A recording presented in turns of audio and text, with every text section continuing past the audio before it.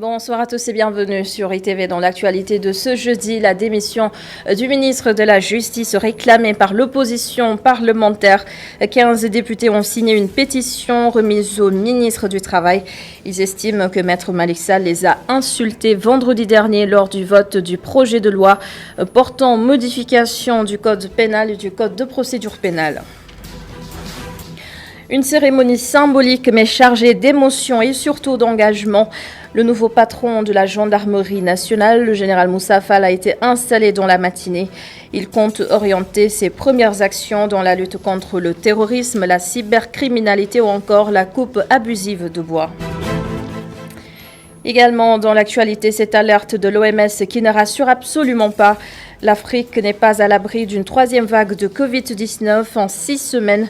Au moins 38 pays ont vu leur taux de décès augmenter de 15%. En plus de la forte menace des variants, nous ferons le point dans quelques instants.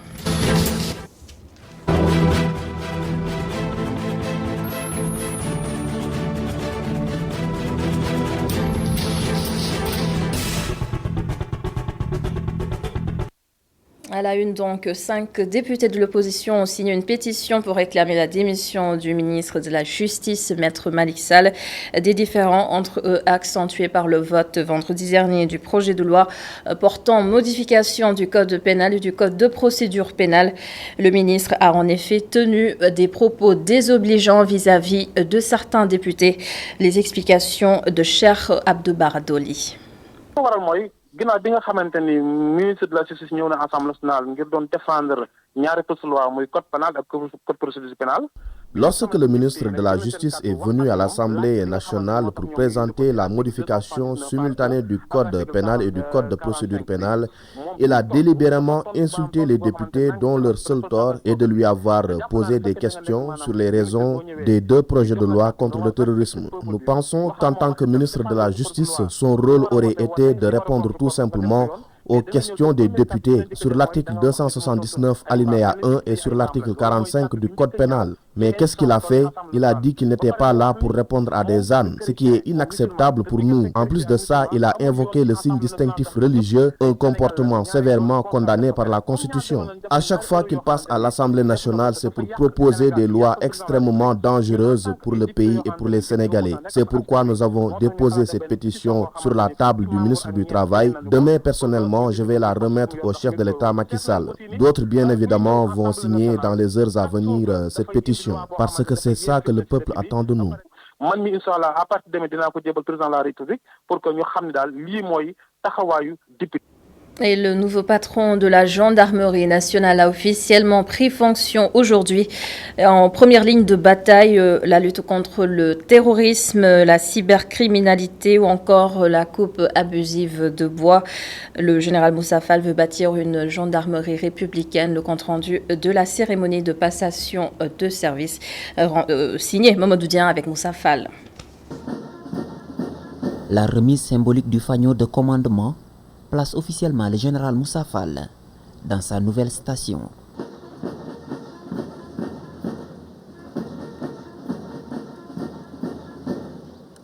Engagé le 3 octobre 1988, l'homme accumule 33 ans de service. Aujourd'hui, il est au haut commandement de la gendarmerie nationale. La charge est lourde. Mon général, je sais qu'à cet instant précis, vous mesurez avec justesse l'ampleur de la charge. En effet, face à la diversité des menaces, dont le terrorisme, la cybercriminalité, la grande criminalité, le vol de bétail, l'accidentalité routière, les divers trafics illicites, les atteintes à l'environnement et les crises sanitaires, la sécurité est devenue une véritable préoccupation de nos concitoyens qui, profondément épris de paix, ont un faible seuil de tolérance à l'insécurité. Le nouveau patron de la gendarmerie nationale est bien conscient du fardeau. Sa priorité numéro 1, bâtir une gendarmerie républicaine. Sous l'uniforme bleu de la loi, la vie du gendarme au quotidien n'est rien d'autre qu'engagement, loyauté républicaine et courage au service de la nation. Le métier de gendarme est un service au bénéfice de l'intérêt général et un sacerdoce permanent. C'est un devoir que nous accomplissons dans le respect des lois et règlements en vigueur, animés d'une haute conscience citoyenne et d'un dévouement permanent à l'idéal républicain. Une nouvelle feuille de route est ainsi déclinée pour la gendarmerie, un plan d'action avec des objectifs clairs. Mon ambition est de bâtir une gendarmerie professionnelle ancrée dans les valeurs au cœur des institutions républicaines avec un personnel fier et motivé. L'effet final recherché est le renforcement de la confiance et le recul des violences ainsi que des incivilités dans notre zone de responsabilité. Le nouveau général est décrit par le ministre des Forces armées comme un homme à la trajectoire exceptionnelle, 8 grades successifs, une douzaine de médailles. À son compte, Moussa Fall veut renforcer les chaînes de commandement. Le général prévoit la création d'un pôle judiciaire à la gendarmerie territoriale, de nouvelles antennes de la section de recherche ainsi qu'une meilleure intégration des femmes dans ce corps d'élite. Et l'armée sénégalaise hérite de l'escale aéronautique militaire française située à l'aéroport Léopold Sédar Senghor. Les Français occupaient en effet cette base depuis 1942. Ils vont maintenant s'installer à l'aéroport de Diass, Mamadou Dieng avec Seydina Mbaye. Descente des couleurs françaises, puis la signature est actée. Les éléments français au Sénégal ont procédé à la rétrocession de leur escale aéronautique militaire de l'aéroport Léopold Sédar Senghor. Une rétrocession qui est loin d'être une démobilisation. Ce n'est pas un désengagement, mais bien une adaptation de notre dispositif de coopération qui est en évolution permanente pour répondre au mieux aux besoins des forces armées sénégalaises. Nous libérons ainsi d'ailleurs un espace qui sera indispensable aux ambitions de l'armée de l'air sénégalaise qui continue à développer et à consolider ses capacités opérationnelles. Les éléments français quittent ainsi la base aéronautique de Yoff qu'ils occupent depuis 1942 pour s'installer désormais à l'AIBD, leur nouvelle escale aéronautique. Je remercie à nouveau les autorités sénégalaises qui nous ont permis d'implanter notre nouvelle escale aéronautique militaire que nous avons inaugurée en novembre dernier sur le site de l'aéroport international Blaise Diagne. Une escale aéronautique militaire, c'est un outil indispensable au partenariat qui est le nôtre, qui se réalise au profit des forces armées de tous les États de la CEDEAO et de la Mauritanie, soit 16 pays, ce qui constitue bien évidemment un défi logistique quotidien. Et dans ce cadre-là, nous réalisons 30% de nos actions de coopération, et parfois plus, au profit des forces armées sénégalaises, avec lesquelles nous entretenons un partenariat extrêmement dynamique et vertueux. Pas facile de quitter un lieu aussi chargé d'histoire. L'émotion qui a couvert la cérémonie en dit long. Merci beaucoup, Marcane. Le baccalauréat technique a démarré aujourd'hui. Au total, 3854 candidats tentent d'obtenir leur diplôme. Et le lycée Seydina Limamoulaye de Guédiawaye en a accueilli un peu plus de 500 aujourd'hui pour les épreuves. De meilleurs résultats sont attendus cette année. Mamadou Lamine Fati, compte rendu. Démarrage du baccalauréat technique au lycée Seydina Limamoulaye. Un baccalauréat technique que le proviseur du lycée considère complexe, mais utile. Tout a été mis en place et le bac se déroule correctement. Il est important pour faire connaître ce bac au public que c'est un bac peu complexe. un peu plus difficile à organiser que le bac général. Parce qu'en plus des matières théoriques que nous avons dans le bac général, dans ce bac, nous avons des matières pratiques, communément appelées ateliers, qui demandent la mise en place des structures, leur dotation en matériel, la mobilisation d'un maintenancier. C'est pourquoi c'est un bac vraiment qui est un peu plus long d'ailleurs que le bac général. Le secrétaire général de l'IA de Guédiawaye, en visite dans les centres d'examen, se félicite de l'organisation et fait le bilan de la mi-journée. On a noté une forte mobilisation de tous les acteurs qui interviennent dans les examens. Et c'était aussi l'occasion de faire le bilan des examens de session 2021 qui se sont bien déroulés globalement, malgré un contexte marqué par l'hivernage, mais aussi par la Covid-19. Avec le protocole sanitaire qu'on avait reçu, on a fait des efforts pour respecter les gestes barrières, mais aussi mettre les élèves dans les meilleures conditions pour qu'ils puissent réussir. Et les résultats l'ont montré, aussi bien pour le bac, le BFM et le CFE, on a eu partout des écarts positifs. Ça veut dire que partout, les résultats ont été meilleurs que ceux de 2019. Excusez-moi. Maintenant, les facteurs explicatifs de ces résultats sont multiples. D'une part, il y a déjà les conditions de travail qui se sont beaucoup améliorées. Parce qu'à la place des effectifs pléthoriques, on avait des ratios de 20 élèves par classe.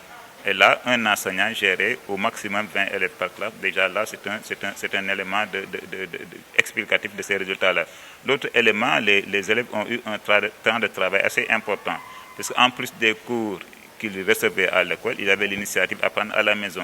Ils avaient la possibilité de travailler aussi à la maison.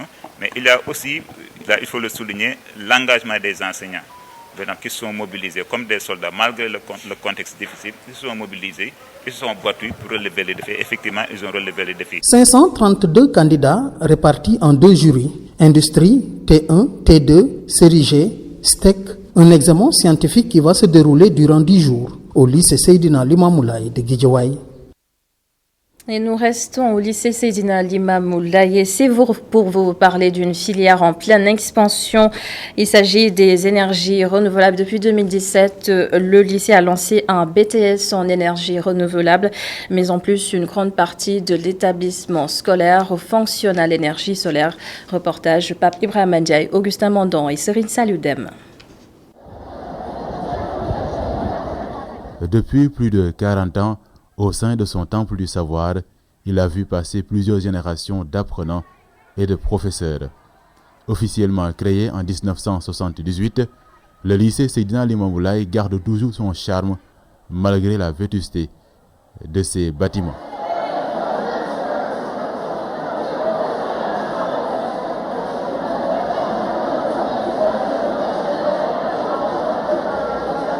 Une vieillesse qui est loin d'être une faiblesse. L'établissement cherche à s'adapter au temps et pour s'en rendre compte, il faut emprunter les escaliers de l'un de ces édifices pour découvrir ce qui se cache sur ses toits.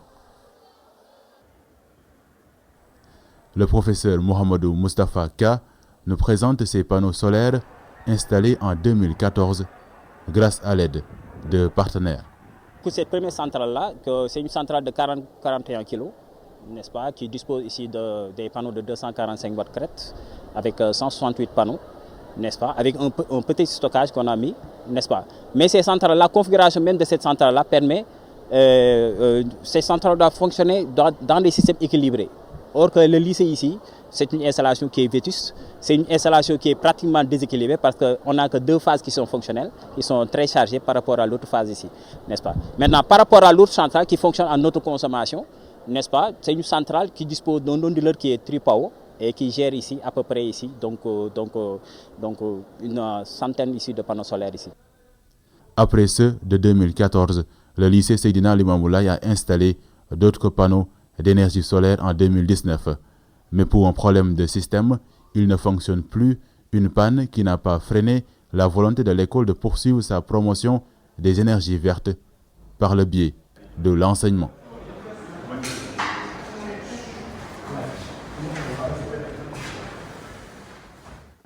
Un modèle qui a séduit ses étudiants en BTS, dont Laurent Mendy. Ce dernier, après avoir réussi le concours, allie études en droit à l'Université virtuelle du Sénégal et en énergie renouvelable. Les énergies vertes, ce sont les énergies de l'avenir. On sait qu'aujourd'hui en Afrique, on n'a pas les capacités vraiment d'être bien alimentés dans le domaine des énergies non renouvelables. Donc nous pouvons profiter des énergies vertes pour avoir vraiment une telle capacité d'alimenter toute l'Afrique. On a cette capacité parce qu'aujourd'hui, quand on parle du soleil, quand on parle du vent, quand on parle aussi de la mer, ce sont ces sources qu'on peut utiliser pour faire des énergies renouvelables. Et on a ces potentialités-là en Afrique.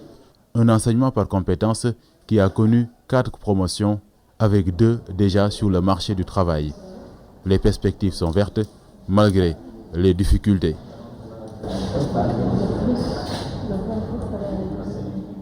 On peut dire que c'est un peu compliqué. Il y en a quand même qui, même avant de sortir, ils ont pu ouvrir leur propre entreprise.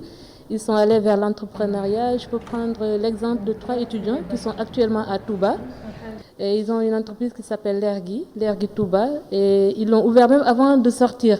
Et il y en a même un autre exemple qui est là actuellement, qui fait des installations solaires. Mais c'est vrai que trouver du travail actuellement, c'est un peu difficile pour eux. Voilà, mais on voudrait bien les pencher vers tout ce qui est entrepreneuriat, que même soit le propre chef, ouvre leur propre entreprise. Pour ses élèves et leurs enseignants, le Sénégal a intérêt à miser davantage sur l'apprentissage des filières vertes. Ils pensent que c'est la voie éclairée pour réformer l'enseignement et assurer l'accès universel à l'électricité. Le recteur de l'Université de Dakar reçoit demain 250 étudiants et cela fait suite aux récentes tensions entre les étudiants et des professeurs. Leurs camarades des facultés de lettres et de droit mettent en garde contre toute sanction prise. Leur porte-parole, Mbaye Diop, au micro de Cheikh Hassan Afal pour ITV. Des étudiants qui sont à la faculté de lettres et des étudiants qui sont à la faculté des sciences juridiques et politiques ont été convoqués devant le conseil de discipline de l'UCAD. Et des étudiants qui, de façon fortuite, ont été convoqués sans pour autant que l'autorité ait la moindre preuve de leur culpabilité. Des choses que nous déplorons jusque-là. Parce que tout simplement, le syndicat des enseignants autonomes du supérieur a mis la pression au recteur de convier ce conseil de discipline pour tout simplement sacrifier en guise de sanction exemplaire des étudiants qui n'ont aucune implication par rapport aux faits qui sont repressés aux étudiants. Nous ne sommes pas contre toute sanction, mais nous sommes contre des sanctions arbitraires. Nous n'allons pas accepter qu'un seul étudiant soit sacrifié, parce que ce n'est pas des sanctions, parce que pour sanctionner une personne, il faudra au moins établir la preuve de sa culpabilité. Mais ce qui est en train de se passer, ce sont des sacrifices. Et nous n'allons pas accepter qu'un étudiant soit sacrifié dans cette université. L'autre titre de l'actualité se forme d'interrogation parlant du coronavirus. L'Afrique est-elle à l'abri d'une 3e vague de contamination? Rien n'est moins sûr. Selon l'OMS, l'Organisation mondiale de la santé, le nombre de cas augmente sur le continent et les variants se propagent très rapidement. Les décès ont également augmenté de 15% ces 6 derniers mois dans 38 pays. L'alerte est donc lancée par le Dr Richard Moeti du bureau OMS Afrique. Le processus qui est utilisé par l'Agence européenne des médicaments est exactement le même que celui que l'OMS utilise. Mais il faudra comprendre une chose, c'est que très souvent, les vaccins qui sont autorisés par l'Agence européenne des médicaments sont des vaccins qui sont a priori d'abord destinés à être utilisés dans l'espace de l'Union européenne.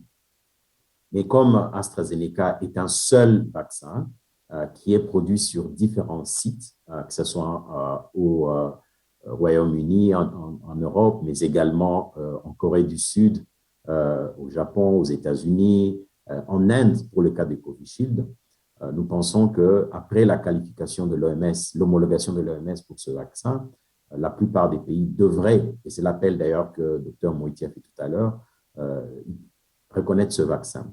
Alors, les choses, je pense, que bougent un peu. Nous avons vu ce matin des informations comme quoi 7 pays déjà de l'Union européenne ont autorisé, homologué en quelque sorte le Covishield, y compris la Suisse, qui n'est pas membre de l'Union européenne. Et nous pensons que, comme on l'a dit, et d'ailleurs, comme le Conseil de l'Europe a été très clair en disant que les pays, ils demandent aux pays également de l'Union européenne de reconnaître les vaccins qui ont reçu l'homologation de l'OMS. Nous espérons que cette situation va se décanter dans les jours à venir et que nous allons mettre derrière nous cette situation. En termes des conséquences, bien entendu, ceci a aggravé un peu la méfiance que certains pays ou populations avaient contre ce vaccin AstraZeneca, mais nous pensons que nous allons mettre cela derrière nous et aller de l'avant. Les petits producteurs font aussi partie des victimes de la pandémie. Pour leur permettre de sortir la tête de l'eau, le ministre de l'Agriculture a lancé un programme en réponse aux défis du Covid-19. Là-dessus, la représentante et directrice du programme alimentaire mondial au Sénégal, Fatira Terki.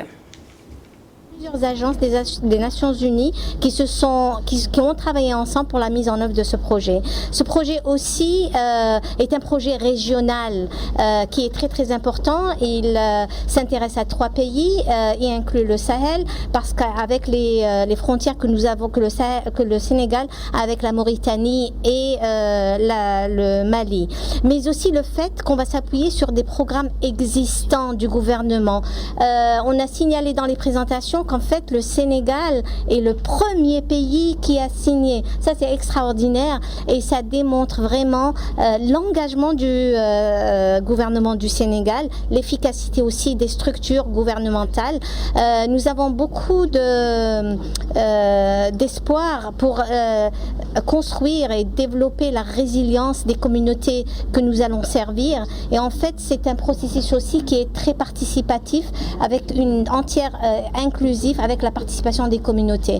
Les espoirs sont très grands sur les résultats de ce projet et j'espère que en fait dans le moyen terme nous n'allons plus mettre en œuvre des projets de réponse à l'insécurité alimentaire, etc. parce qu'en fait on va préparer nos populations et les communautés à faire face à des périodes de soudure.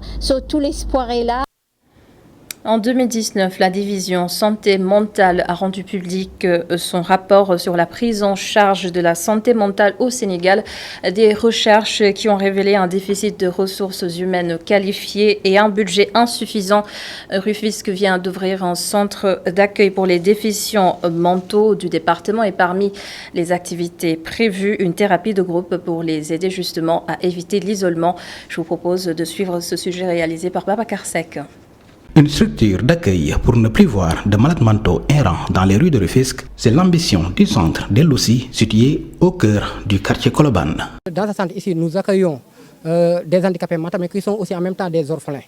Et dans ce centre, nous essayons de les aider au mieux pour que, comme on a dit en Wolof d'El-Loussi, on essaye de tout faire pour essayer de les ramener à la raison. On essaye de tout faire pour non seulement les socialiser, mais avant ça la protection pour ensuite essayer de rassurer la réinsertion. En court terme, on a pu récupérer plus de 5 anciens locataires qui ont été ici. Certaines même, 2 d'entre eux actuellement ont pu retrouver un travail. Ce qui est sûr et certain, ceux qui sont dans la rue, la majeure partie sont récupérables. Il suffit uniquement que la société essaie de les récupérer. En visite au centre d'El-Loussi, dont il est l'ambassadeur, le président du Grand Parti a lancé un plaidoyer pour une prise en charge effective des malades déficients mentaux. Ces personnes méritent tout notre respect.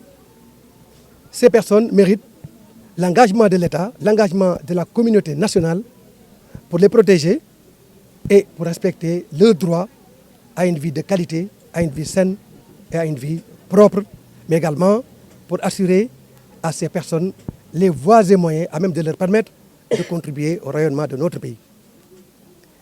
Certes, c'est des malades, mais qui méritent toute l'attention qui s'y est, comme chaque malade. Je suis un ambassadeur de la lutte contre les inégalités.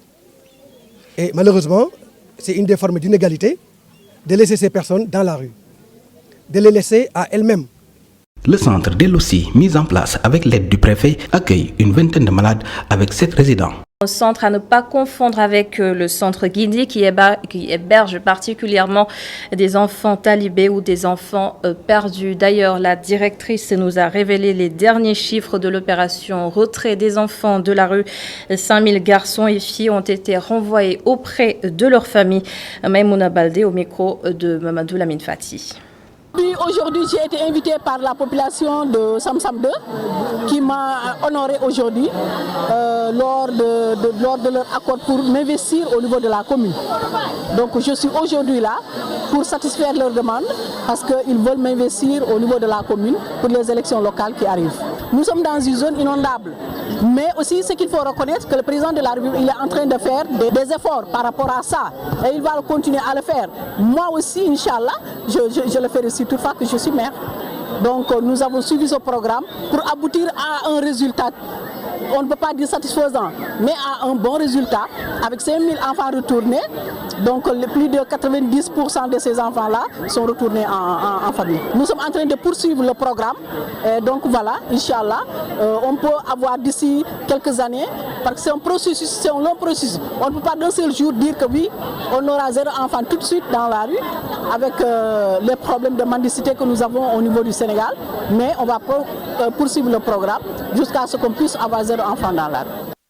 Mais pour en revenir aux élections locales prévues en janvier 2022 à Sédhiou, les partisans de l'ex-maire de Dakar, Khalifa Ababacar Sall, iront aux élections sous la bannière de l'opposition. Ils ont d'ailleurs défini une stratégie politique, mais ce qui est sûr est exclu toute alliance avec le parti au pouvoir. Correspondance Ousmane Demba. Au terme d'un débat houleux sur la structuration du parti, ces responsables communaux des 43 collectivités de la région ont trouvé un commun accord pour participer aux élections locales, annonce Abdoulaye Cissé. Comment s'organiser pour au moins faire face au niveau local et aller vers les élections? Là, il y a une décision qui a été prise à l'unanimité. Cette décision consiste à aller aux élections locales sans l'APR ou le Benno Bokk Yakaar. Dans certaines localités, ils font semblant en général. Ils se divisent, ils disent que c'est 2 groupes. Donc nous, ce jeu-là, on a déjà compris. On a les pieds sur terre. On va aller vers les élections locales avec l'opposition. Tout sauf l'APR et le Benno Bokk Yakaar. Se prononçant sur l'actualité, les khalifistes, par la voix d'Amadou Bamba Dramé, ont exprimé leur désaccord au vote d'une loi jugée liberticide. Nous les surveillons comme on surveille du lait sur le feu. Toute cette manigance et toute la magouille qui se font au niveau des lois liberticides que mon camarade vient d'en parler, nous sommes au courant et nous ne reculerons jamais. Nous ne laisserons jamais Macky Sall dérouler son plan. D'ailleurs, il n'est pas partant pour 2024. Pour nous, Macky Sall, c'est fini. S'il a la chance de terminer son mandat, wassalam, mais pour nous, il n'est pas partant. Donc, ce qui se passe sur le plan national, nous le savons, nous le surveillons et nous répondrons coup par coup et nous ne laisserons jamais dérouler leur plan d'action. Convaincus de l'imminence du triomphe de leur leader, ces partisans de Khalifa Ababacar Sall sonnent la mobilisation en vue des prochaines échéances électorales. Si vous avez perdu un proche dans l'immigration clandestine, alors vous allez partager dans ce reportage qui va suivre la peine de ces familles dont des membres ont été déclarés perdus en mer il y a quelques jours. Ils voulaient se rendre en Espagne, mais selon les dernières informations disponibles, leur pirogue a été interceptée en Mauritanie. L'équipage mis en prison.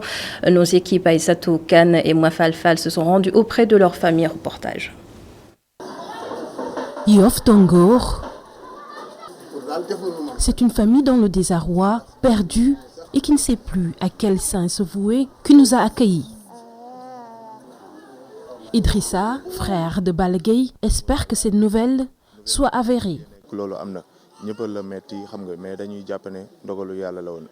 Il n'y a personne à Yoff qui puisse contester Baboucar Mbeng, c'est notre autorité. Nous l'avons élu à l'unanimité. Il est le président du Conseil des notables et porte aussi la voix de Yoff. C'est lui-même qui a donné aux frères de Yoff sa légitimité. Le président Biran Mbeng va prendre la parole pour se prononcer au nom du seul frère de Yoff. Il faut savoir que nous qui sommes de la génération 57, nous avions trouvé un frère de Yoff divisé et nous n'accepterons pas que cela se reproduise.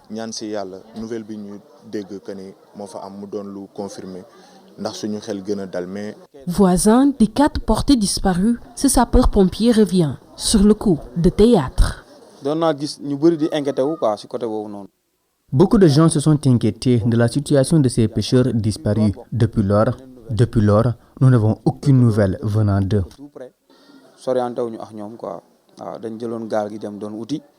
Inconsolable est le jumeau d'un des pêcheurs perdu de vue depuis plus de 6 mois. Difficile pour lui de sortir un mot.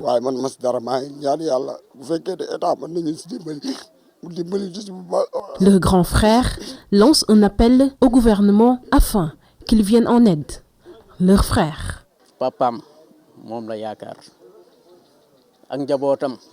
L'espoir de son père repose sur ses épaules. Il demande souvent de ses nouvelles. Il est complètement détruit actuellement. Nous demandons à Abdoulaye Diouf Sarr ainsi qu'au chef de l'État Macky Sall de nous aider à retrouver ses fils de Yoff.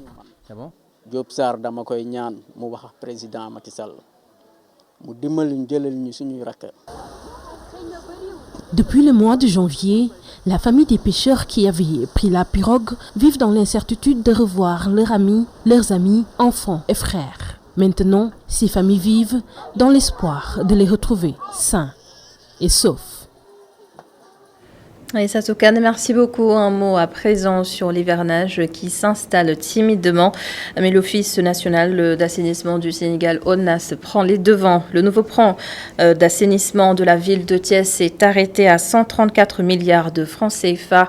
De nouvelles perspectives ont été définies, nous dit Isidore Alexandre Sen. Le plan directeur de l'assainissement Thiès qui existait jusqu'à présent date de près de 50 ans et le taux d'exécution de ce plan reste très faible. On avait un plan directeur qui date de 1976 et en 2018 on a fait donc un nouveau plan directeur qui va couvrir l'horizon 2040. Donc d'abord se féliciter vraiment de l'existence du plan directeur, je pense qu'on en a grandement besoin. À Thiès, il y a des points cruciaux à gérer avant de trouver des débuts de solutions à la problématique de l'assainissement. L'histoire de Nguent, bien sûr, ça revient toujours, le quartier Sampaté, ça revient toujours, les faces assainies de Thiès, c'est des cas qui se posent également, le quartier Mbambara, tout ça c'est des zones vraiment qui se posent, où le problème donc des générations se pose à côté. Dans le quartier Sampaté, il existe une station qu'il faut revaloriser. Ce qu'il faut dire, que ce plan directeur est phasé. Au niveau de la première phase, Thiès a bénéficié au niveau de l'ancien plan directeur d'assainissement. Donc la première phase qui a permis de réaliser donc un intercepteur, un réseau second, réseau primaire, et aussi une station d'épuration de qualité, donc qui fonctionne jusqu'à présent. C'est important parce que ça nous a permis de voir un peu quel est le système d'assainissement adéquat en termes de gestion des eaux usées, mais aussi en termes de gestion des eaux pluviales au niveau de Thiès. Vous l'avez dit tout à l'heure, donc avec donc un coût global de 134 milliards. Dans la dynamique de doter Thiès d'un cadre assaini, 4 bassins de rétention vont renforcer les ouvrages existants selon le directeur général de l'Office national de l'assainissement du Sénégal.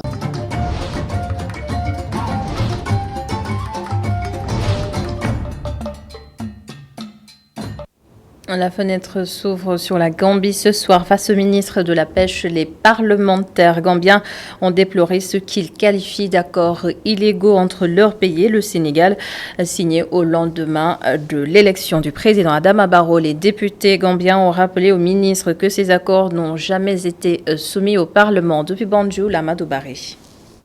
Le ministre gambien de la Pêche, James Gomez, était attendu de pied ferme par les parlementaires gambiens et quand il s'est présenté face à eux, les députés l'ont interrogé sur ces accords de pêche qui lient le Sénégal et la Gambie parce que ici l'opinion ne comprend pas pourquoi on parvient parfois à exporter des tonnes de poissons vers le Sénégal alors que ici sur le marché local les gens peinent à avoir de quoi consommer en matière de ressources halieutiques.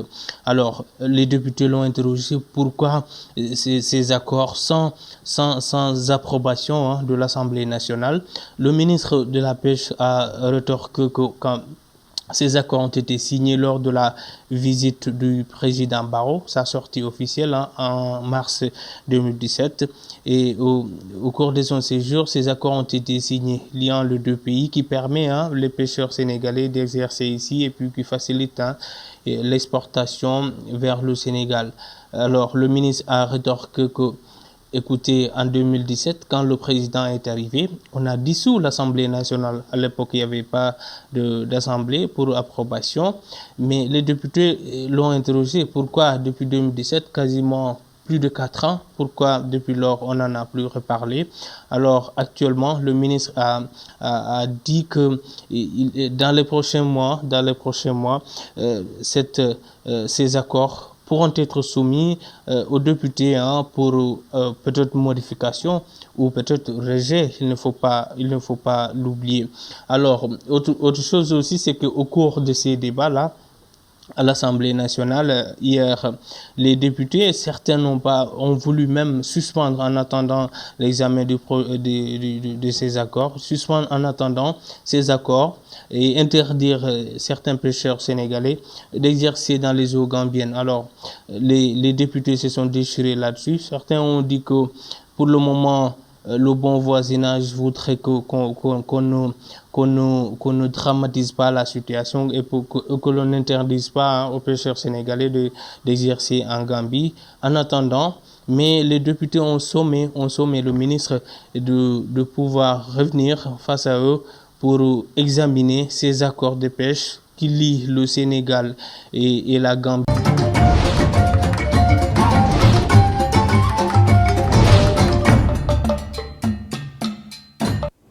Et c'est la fin de ce journal. Merci de l'avoir suivi. Merci à toute l'équipe de la régie. Demain et le reste du week-end, le 19h45, vous sera présenté par Awa Jopa. Ne surtout pas manquer. Je vous souhaite de passer une excellente soirée.